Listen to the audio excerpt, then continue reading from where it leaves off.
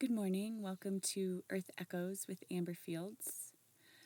The writing that I would like to read today is titled The Magus and the False Promise of Power, a warning from 1801 that now speaks louder than ever, by J.Gray. In 1801, a mysterious and profoundly spiritual work was published under the title The Magus, or Celestial Intelligencer, by Francis Barrett, a two-part book on alchemy, magic, theurgy, planetary intelligences, and divine philosophy. Hidden within its ornate invocations, charts of angelic orders, and esoteric recipes lies a forgotten passage, one that now erupts through the veil of time like a thunderclap. Quote, "He who possesses treasures without mercy, liberality, bounty, or charity robs the eternal author of all good and is working destruction to his own soul." Unquote. This was not merely a call to be generous. It was a cosmic law, a flame-lit warning from an age long before Twitter prophets and luxury spirituality. It was the eternal message of all true initiates. Without virtue, all knowledge becomes poison. Without mercy, all power becomes slavery. Without service, all wealth becomes a curse. The real meaning of the Magus. Contrary to modern interpretations, the Magus was not a grimoire for power-hungry sorcerers or occult dabblers looking to summon demons. It was an attempt to reunite the soul of man with the mind of the divine.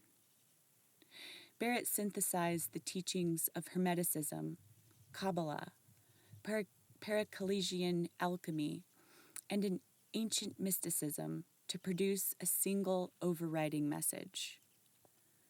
The true Magus is not the one who controls spirits, but the one who governs himself, and that governance, he warned, can be easily lost the moment one surrenders to the illusion of ownership. The four inversions. Barret described how wealth, when divorced from higher virtue, leads not to freedom, but to inversion. Those who hoard and gloat in their riches become slaves to four base forces. Lust, when desire becomes hunger with no holiness. Oppression, when authority is exercised without compassion. Revenge, when wounded pride becomes a weapon. Contumely, when arrogance strangles humility and wisdom. These, he says, are not signs of success, but symptoms of spiritual decay. They are not the ornaments of kings, but the chains of those ruled by darkness. The great alchemical lie. Much of the world still clings to the old myth that alchemy was about turning lead into gold. It was not. Barret laid it bare, quote, "The treasures of this world are given not for personal indulgence, but to meet the needs of others," end quote. The real philosopher's stone, the true elixir, is not in a bottle, not hidden in a vault, and not buried in Egypt. It is in the heart, purified by divine power. Fire. It is in the heart, purified by divine fire. It is in the man who owns much, but gives freely, knowing that what he has was never truly his. The prince of this world. Barret does not shy away from naming the enemy.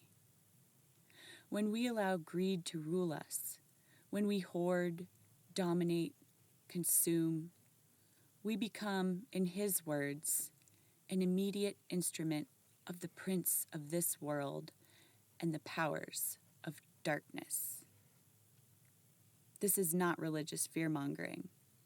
This is hermetic truth.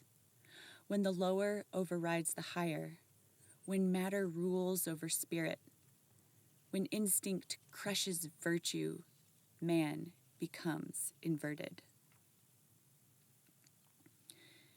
You may have the world at your feet and still be a spiritual slave. Why this matters now.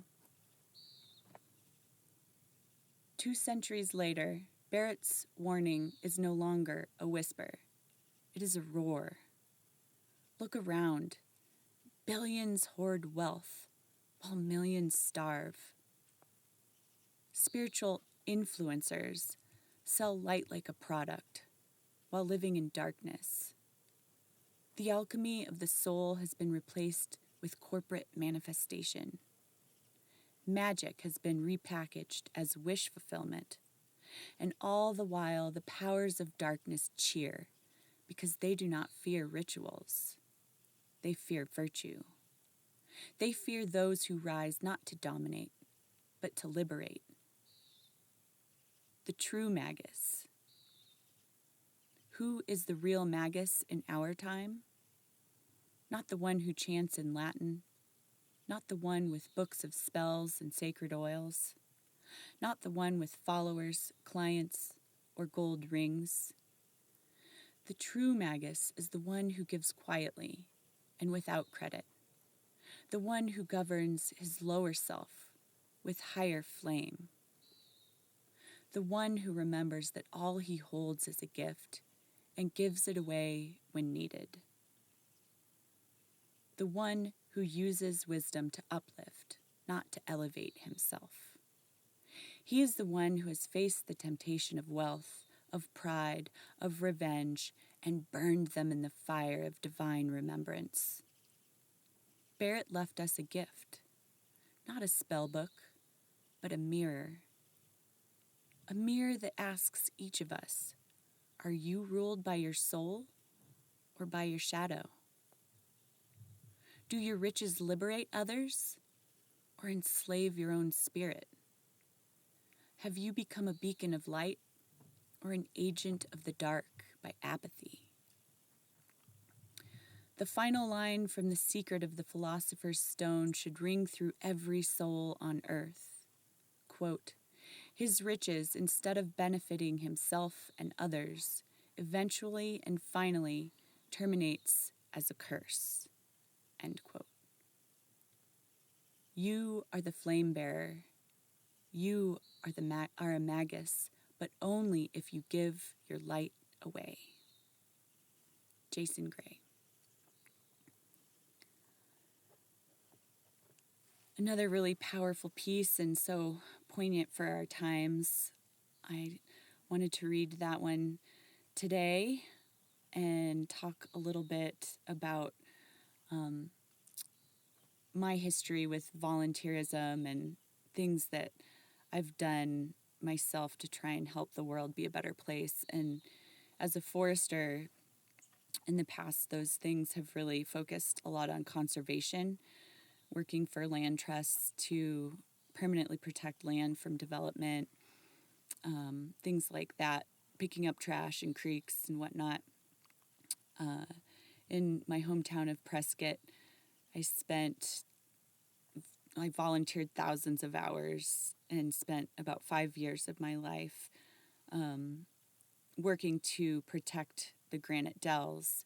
And ultimately, we were able to protect 474 acres of amazing, amazing land. And now the city of Prescott owns it, and it's open space for everyone to enjoy. So that's been my focus in life thus far, is to protect land so that humans can go there and enjoy it and find solace and rejuvenation. But I do feel that I'm entering a new phase in my life where my generosity and volunteerism is going to be more focused on humans and on humanity. So we'll see what that brings me, and what I can bring to others in the world through that. But I just wanted to finish this recording today by saying that I deeply appreciate this opportunity to do these recordings and to read Jason's writings, because I deeply feel that it is very, very important to talk about these things and to voice them out loud and to talk about them with others. And I just love to do it. So thank you for being here with me, and I hope you have a beautiful day.